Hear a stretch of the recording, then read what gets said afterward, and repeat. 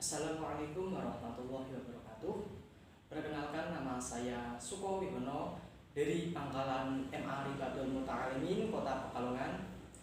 Pada kesempatan kali ini saya akan mengujikan syarat kecakapan khusus, yaitu sholat dan qorit membaca Al-Quran. Berikut akan saya praktekkan.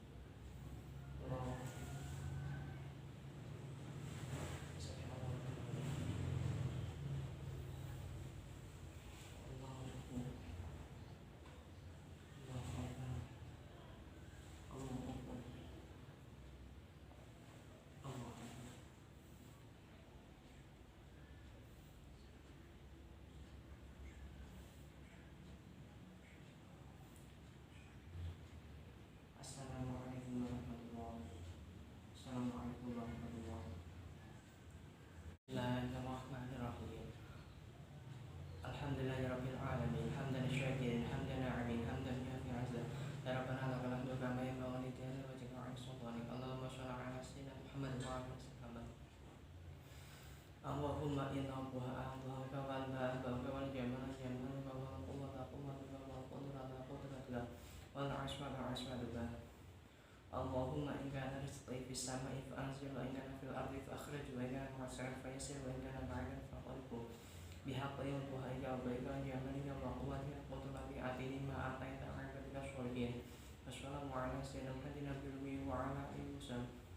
Subhanaka rabbika rabbil izzati amma yasifun wa alhamdulillahi rabbil alamin.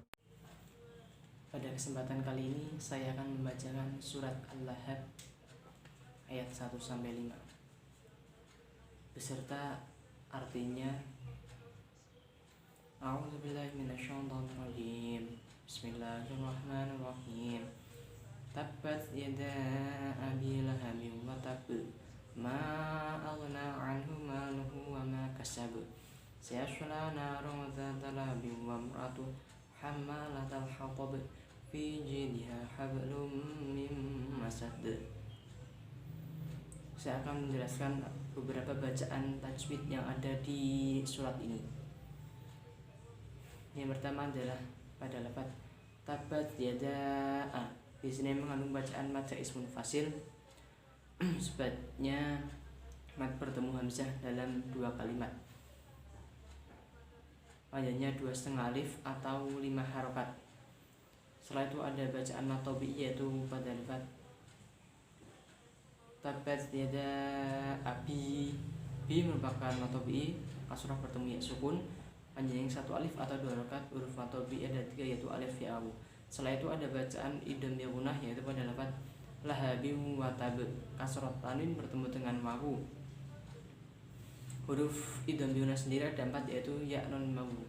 Setelah itu ada bacaan matilah qasirah, yaitu pada lafaz maluhu pada ayat 2 tersebut. Sebabnya adalah hak domir tidak dibaca waqaf. Panjangnya 1 alif atau 2 rakaat. Setelah itu adalah bacaan qalqalah kubra pada 8 wa ma kasab narung talahab hammalatal hatab mim masad. Semuanya disebut bacaan qalqalah sughra sebab qalqalah berada di akhir ayat sehingga membacanya memantulkan dengan sangat. Terjemah surat Al-Lahab ayat 1-5. Pada ayat 1 tabat yada abil habi wa tab, artinya binasalah kedua tangan Abu Lahab. Maksud dari tangan di sini adalah seluruh anggota gerak Abu Lahab. Jadi dia di neraka nanti akan disiksa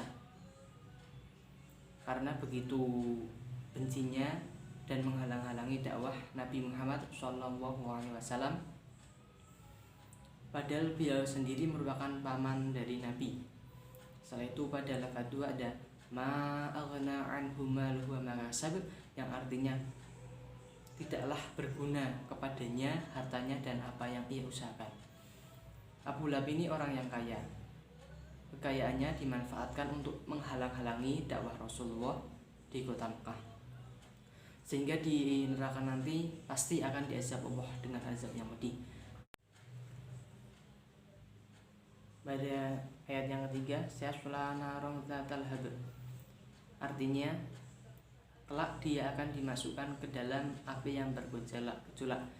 Maksud dari ayat ini adalah Abu Lahab akan dimasukkan ke dalam neraka jahanam. Setelah itu pada ayat keempat, umra'atuhu hammalatal hatab, dan begitu pula istrinya pembawa kayu bakar. Maksud pembawa kayu bakar di sini adalah penyebar fitnah. Abu Lahab dan istrinya sama-sama menghalang-halangi dakwah Rasulullah. Pada ayat yang terakhir, fi jidya hablum mim masad, di lehernya ada tali yang mengikat. Maksud dari ini adalah kelak di neraka nanti Abu Lahab dan istrinya akan dilihat oleh tali yang berasal dari neraka. Saya akan menjelaskan sejarah singkat mengenai Al-Quran. Al-Quran diturunkan kepada Nabi Muhammad SAW pada tanggal 17 Ramadan bertepat di Gua Hira. Pada saat itu Nabi Muhammad sedang berkholat atau mencari ketenangan untuk mendapatkan petunjuk dari Tuhan Yang Maha Esa. Pada waktu itu Nabi ditemui oleh seorang laki-laki yang bertubuh besar dan kekar. Dia merupakan malaikat Jibril alaihissalam. Kemudian malaikat Jibril memerintahkan Nabi untuk membaca surat Al-Alaq, Iqra bismi rabbikal ladzi khalaq, ayat 1-5. Namun karena Nabi itu umi, artinya tidak bisa membaca dan menulis, Nabi menolaknya. Malaikat Jibril menyuruh Nabi sampai 3 kali. Akhirnya Malaikat Jibril mencontohkan cara membacanya, kemudian Nabi menirukannya. Setelah itu Nabi pulang ke rumah karena takut akan kejadian tersebut. Dan secara terus-menerus akhirnya Nabi menerima wahyu, sehingga wahyu tersebut dibukukan menjadi Al-Quran. Pada saat itu juga Nabi diangkat menjadi Rasul oleh Allah Subhanahu wa Ta'ala, menggantikan Nabi yang sebelumnya, yaitu Nabi Isa alaihissalam. Al-Quran pada awalnya merupakan suatu lembaran mushaf-mushaf yang terpisah-pisah, yang ditulis dalam pelepah kurma, kemudian sebuah batu, sehingga pada zaman Khalifah itu terjadi namanya pengumpulan Al-Quran. Al-Quran tersebut dikumpulkan, dijadikan satu, dan dibikin sebuah mushaf, sehingga jadilah Al-Quran yang utuh. Setelah itu pada zaman berikutnya Al-Quran tersebut disempurnakan sehingga menjadi Al-Quran yang kita baca sekarang ini. Sekian dari saya, kurang lebihnya mohon maaf. Wassalamualaikum warahmatullahi wabarakatuh.